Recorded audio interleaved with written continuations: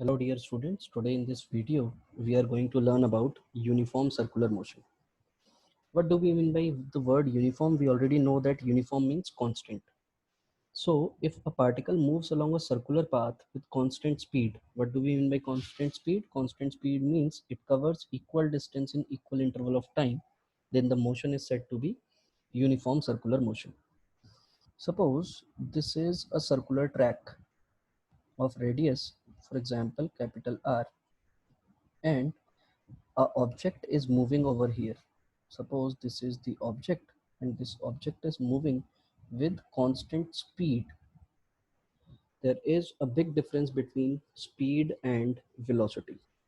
Why is there a difference? Because speed do not have any direction, whereas velocity will have direction. Suppose if the particle is over here, the direction of velocity will be in this direction.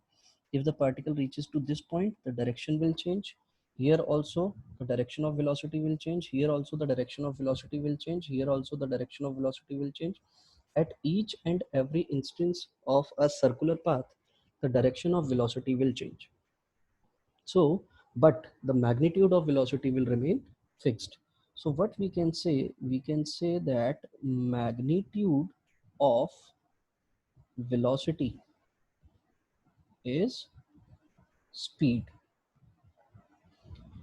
तो यहाँ पर हमारी जो सबसे important condition है, what is that important condition? The important condition is the body must travel with constant speed. That is, it should cover equal distance in equal interval of time. Then we can call it as a uniform circular motion. So it will have a constant magnitude of velocity, constant magnitude of velocity. In circular motion, the most important point is the direction of the moving particle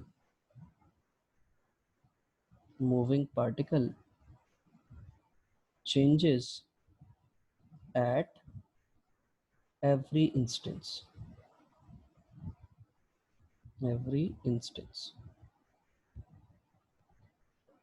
अभी अगर suppose ये ए point पर है तो यहाँ पर direction अलग है, बी पॉइंट पर पहुंचा तो डायरेक्शन अलग हो गई, सी पॉइंट पर पहुंचा डायरेक्शन अलग हो गई, डी पॉइंट पर पहुंचा डायरेक्शन अलग हो गई. तो पार्टिकल जो है वो हर बार अपनी डायरेक्शन को क्या कर रहा होगा? चेंज कर रहा होगा. लेकिन वेलोसिटी स्पीड क्या रहेगी? स्पीड फिक्स्ड रहेगी. तो यहाँ पर यूनिफॉर्म सर्कुलर मोशन में कुछ टर्मोलॉजीज हमारी चेंज हो जाती है. और वो टर्मोलॉजीज क्या होती हैं? तो सबसे पहली टर्मोलॉजी है हमारे पास angular displacement. What do we mean by angular displacement? If a particle is having a radius, suppose this is the radius and this radius is r, so the angle swept by this particle in a given time interval, suppose in time delta t, suppose at time t is equal to 0 the particle is over here, in time delta t the particle reaches to this instance. तो simple सी बात, ये जो angle SVEEP किया है इसने delta theta का, this angle is called angular displacement. तो अगर हम यहाँ पर थीटा से एंगुलर डिस्प्लेसमेंट को हम थीटा से भी रिप्रेजेंट कर सकते हैं. तो अगर हम यहाँ पर थीटा की बात करें तो थीटा के साथ लीनियर जो हमारा यहाँ पर डिस्टेंस है, this is our linear distance. तो ये क्या है? This is basically arc over here, एक आर्क ही तो है. तो अगर हमें अपने 10th स्टैंडर्ड की बातें याद हों तो एंगल इज इक्वल टू क्या होता था? एंगल जो होता था वो हमारा किसके बराबर होता था भाई? Length of the arc, length of the arc जो हो जाएगा वो क्या होगा?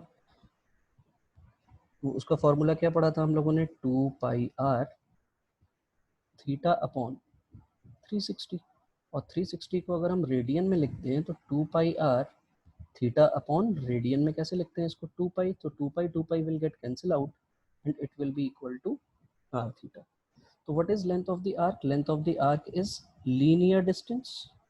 This is linear distance and linear distance will be equal to किसके बराबर हो जाएगा? ये r theta के बराबर हो जाएगा. That is, this is basically the relation between linear and angular displacement. हम इसको ऐसा बोल सकते हैं कि ये क्या है, हमारा लीनियर और एंगुलर डिस्प्लेसमेंट के बीच में रिलेशन है। हम इसको लीनियर डिस्प्लेसमेंट क्यों बोल रहे हैं? Because we had taken a very short time, that is delta t. तो this will be a straight line. बस पढ़ने के लिए हम लोग इसको क्या बता रहे हैं, एक कर्व की तरह हमें दिखाई दे रहा है। But if this time is very small, in that case it will be a straight line, so it will be considered as a displacement. तो हमें लीनियर डिस्टेंस, लीनियर डिस्प्लेसमेंट और एंगुलर डिस्प्लेसमेंट के बीच में हमें क्या रिलेशन मिल गया कि जो भी हमारा L है दैट इज लीनियर डिस्प्लेसमेंट, इसको हम L नाम दे दें। तो L इज इक्वल टू हमारा किसके बराबर आ गया बेटा? आर थीटा के बराबर आ गया। तो एंगुलर डिस्प्लेसमेंट कुछ नहीं होता है, एंगुलर डिस्प्लेसमेंट सिर्फ वो एंगल होता है जिस एंगल को स्वीप करेगा कौन? हमारा radius vector in a given time interval. अगर यहीं पर अब अगली जो टर्म यूज होती है that is called angular velocity. और एंगुलर वेलोसिटी को हम जिस टर्म से रिप्रेजेंट करते हैं उसका नाम है omega. Omega is angular velocity. if omega is angular velocity, how it can be defined? Linear velocity को हम लोग कैसे डिफाइन करते थे? Rate of change of displacement of a particle is linear velocity. तो angular velocity will be omega and this will be equal to d theta by d t. So this will be the rate of change of this theta is now. अब हम theta को क्या बोलेंगे? Theta हमारा क्या है? Angular displacement है। तो अगर ये हमारा एंगुलर डिस्प्लेसमेंट है तो ऑब्वियस सी बात है इसके लिए हमें क्या करना पड़ेगा? इसके लिए हमें उसका रेट ऑफ चेंज अगर हम निकाल लेंगे तो वो हमें ओमेगा दे दे। अब यहाँ पर भी अगर हम रिलेशन देखने की कोशिश करें, how to find the relation between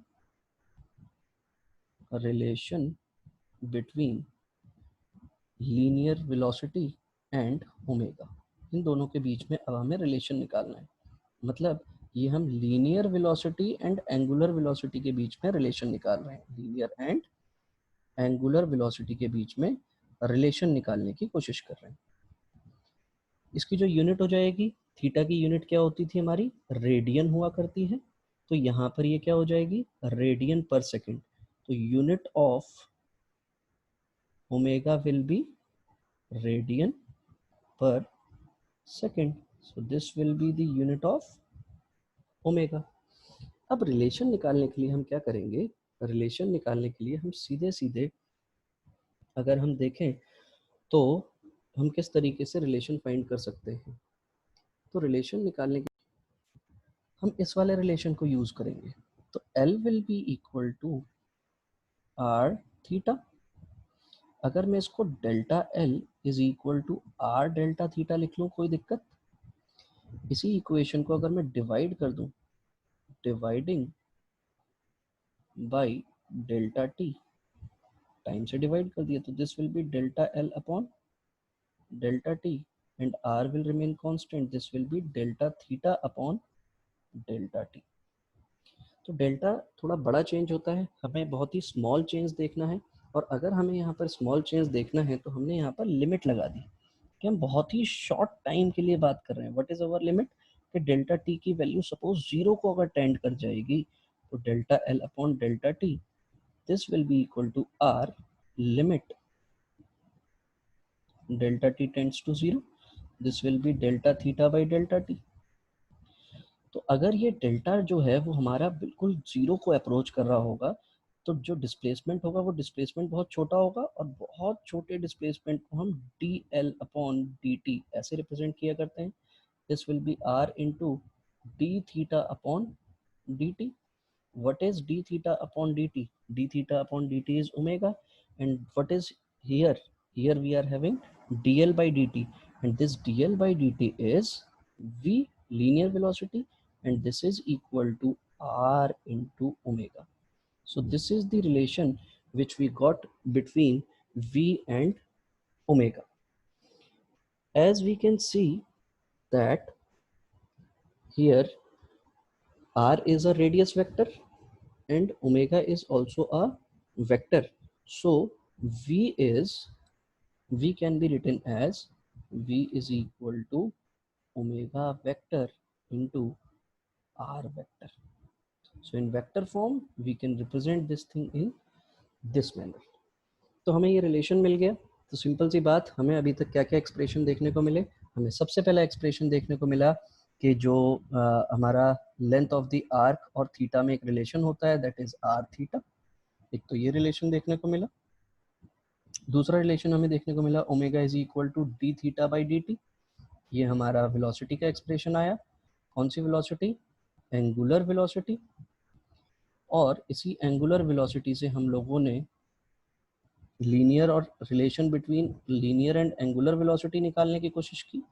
relation between linear and angular velocity, and that relation is v vector, या v इज इक्वल टू, सबसे पहले हम नॉर्मल अगर एक्सप्रेशन लिखने की कोशिश करें तो ये r ओमेगा के बराबर मिला था हमें।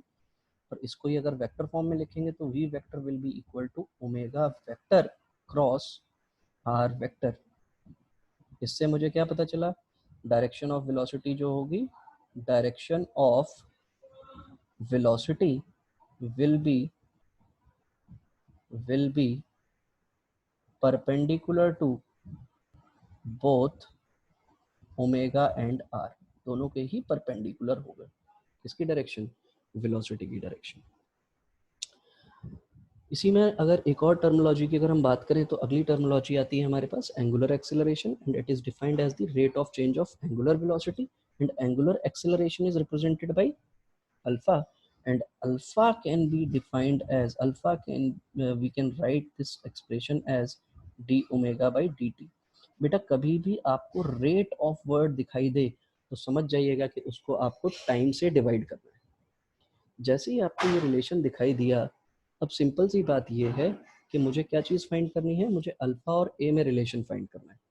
तो अल्फा और ए में रिलेशन फाइंड करने के लिए हम क्या काम कर सकते हैं? हमें वेलोसिटी, लीनियर वेलोसिटी और एंगुलर वेलोसिटी में क्या रिलेशन मिला? तो relation between v and omega, this is v is equal to r omega, हमें रिलेशन देखने को मिला। If I differentiate this equation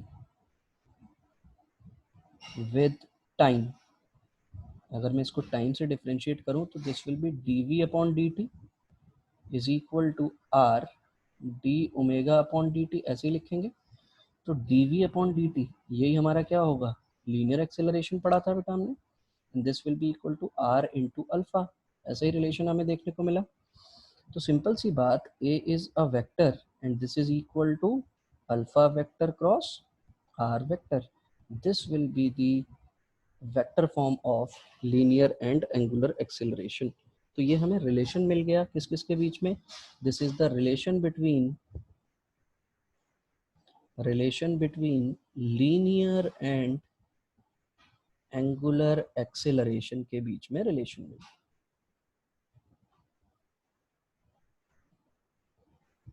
angular के बीच में हमें रिलेशन मिल गया।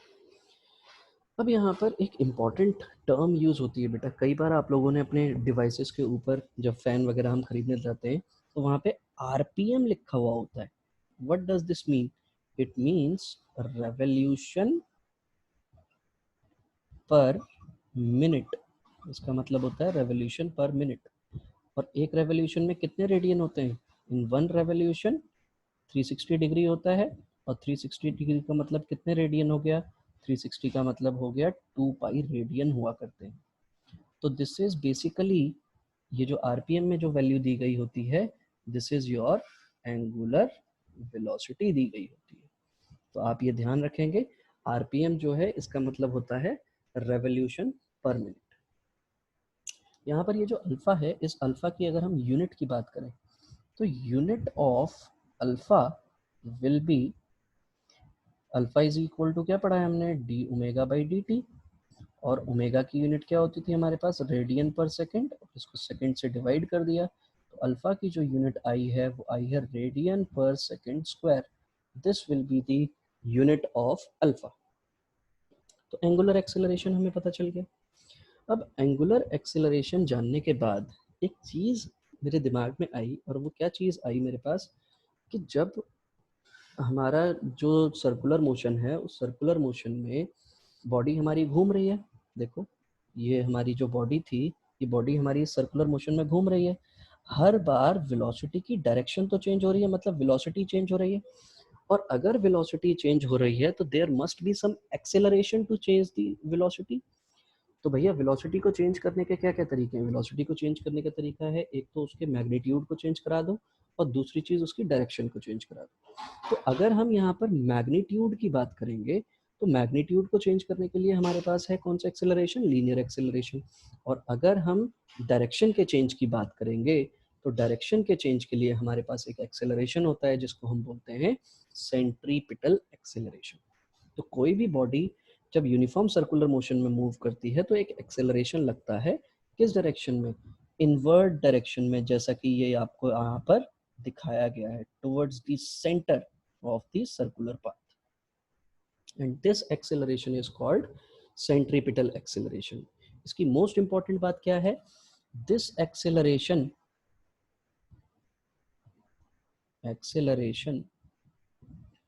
only changes the direction of velocity, the direction of speed बोल सकते हैं, rather direction of speed, but do not change its magnitude, do not change its magnitude। ये magnitude नहीं change करेगा, सिर्फ ये क्या चीज चेंज करेगा? ये सिर्फ और सिर्फ आपकी डायरेक्शन को चेंज करेगा। तो इसका जो फॉर्मूला होता है, this formula is v²/r, this is the formula of centripetal acceleration. So we will see how this formula arrives. अब ध्यान से समझने की कोशिश कीजिएगा, how to derive this expression ac is equal to v²/r। so here what I have done is I have taken 2 points. Suppose initially the particle is at v and after time delta t it reaches to a certain point, that is c। so here we'll be having some different velocity और इस velocity को हमने नाम क्या दे दिया? v1। और ये वाली जो हमारी velocity है, ये velocity होगी v2। मोस्ट इंपॉर्टेंट बात इज, क्या सबसे इंपॉर्टेंट बात है? इंपॉर्टेंट है कि भैया मैग्नीट्यूड ऑफ v1 और मैग्नीट्यूड ऑफ v2 चेंज नहीं होगा, इट विल रिमेन फिक्स। तो वो मैंने कितना मान लिया? v मान लिया। तो अब अगर हम यहाँ पर ध्यान से देखें तो एक v1 दिख रहा है मुझे, एक दूसरा v2 दिख रहा है। अगर मैं v1 की बात करूं तो मैंने इसको pq नाम दे दिया इस वेक्टर को, और इसको मैंने सपोज pr नाम दे दिया। तो हमने क्या काम किया, इन दोनों वेक्टर्स की बिना डायरेक्शन चेंज किए हुए, ना मैग्नीट्यूड ना डायरेक्शन को चेंज किए हुए, हमने यहाँ पर एक ट्राइंगल बना लिया। ये देखो, ये v1 की डायरेक्शन इसी तरफ थी, ये v2 मेरा इस डायरेक्शन में, तो ये v2 बना लिया। तो ऑब्वियस सी बात है कि अगर मुझे ट्राइंगल लॉ पूरा करना है तो हम v1 से v2 की तरफ ही तो चेंज कर रहे हैं। इस चेंज को हमने नाम क्या दे दिया? इस चेंज को हमने नाम दे दिया डेल्टा v।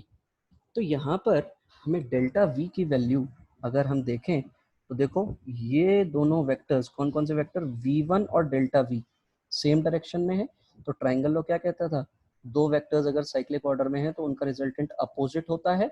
यानी कि मैं इसको कैसे लिख सकता था? मैं इसको ऐसे लिख सकता था कि v1 plus delta v is equal to v1 plus delta v is equal to v2। तो डेल्टा v की जो मुझे वैल्यू मिल रही है वो कितनी मिल रही है? v2 माइनस v1 मिल रही है। तो ये हमें एक रिलेशन मिला कि डेल्टा v जो होगा, जो चेंज होगा वेलोसिटी का, वो v2 माइनस v1 होगा। अब इसी चेंज को हमने जब ऑब्जर्व किया तो हमें ये रिलेशन मिल गया। अब यहाँ पर एक इम्पॉर्टेंट चीज़ हमें देखने को मिल रही है, वो ये कि इन दोनों के बीच में, इन दोनों वेलोसिटीज के बीच में जो एंगल होगा वो यही एंगल होगा, डेल्टा थीटा। सर ये कैसे पता किया? तो बेटा देखो, अगर मान लो कोई भी मेरा पार्टिकल अगर इस पर्टिकुलर पॉइंट पर होता तो इसकी वेलोसिटी इसी डायरेक्शन में होती, और अगर ये थोड़े टाइम के बाद अगर ये बिल्कुल इसके परपेंडिकुलर वैल्यू पर रीच कर जाता तो यही वैल्यू होगी मेरी v2 की। तो this is v1 and this is v2। अभी एंगल कितना बन रहा है यहाँ पर? 90 डिग्री। तो अगर यहाँ पर 90 डिग्री का एंगल है तो देखो v1 की डायरेक्शन अपवर्ड है और इसकी डायरेक्शन आपके लेफ्ट डायरेक्शन में है। तो सिंपल सी बात, यहाँ पर भी जो आपको एंगल मिल रहा है वो एंगल आपको कितना मिल रहा है? डेल्टा थीटा का। तो हमने क्या काम किया, what we have seen the triangle, ये जो हमने डिफरेंट एक ट्राइंगल बनाया है और एक ये वाला जो ट्राइंगल है, तो ट्राइंगल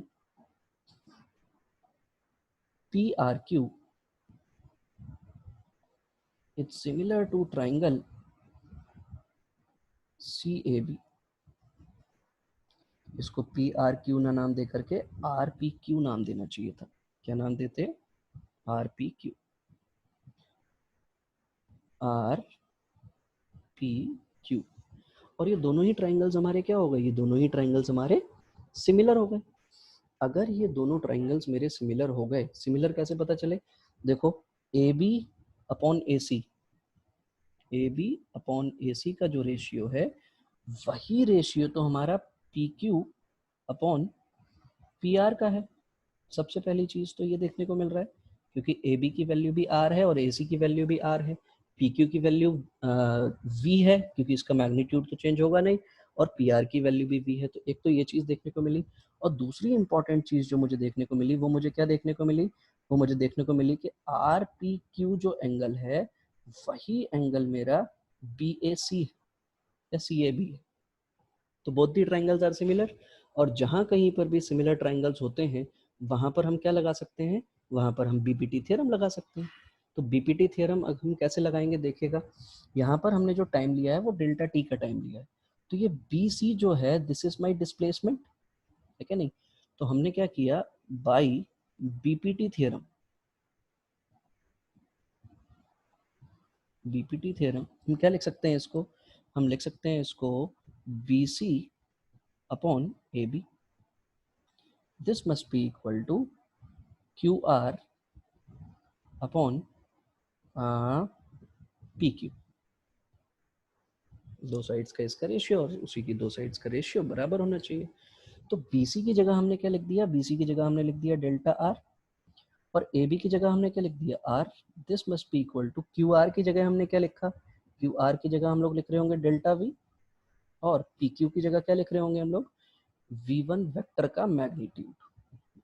और अगर मैं आपको याद दिलाऊं तो V1 वेक्टर का मैग्नीट्यूड तो चेंज होगा नहीं, यानी कि यही रिलेशन अब मेरे सामने देखो क्या बनकर आएगा। This will be delta R upon R, this must be equal to delta V upon V। ऐसे ही लिख पाएंगे। अगर मैं इसको डिवाइड कर दूं, डिवाइडिंग बाई डेल्टा टी, तो ये रिलेशन क्या हो जाएगा? Delta R upon delta T, this is 1 upon R, this is equal to 1 upon V delta V upon delta T. ऐसे ही देखने को मिलेगा। तो delta R upon delta T, this is displacement upon time, so this will be 1 upon r delta r upon delta t, this is displacement in what time? In delta t time। ऐसे ही हमने assume किया था।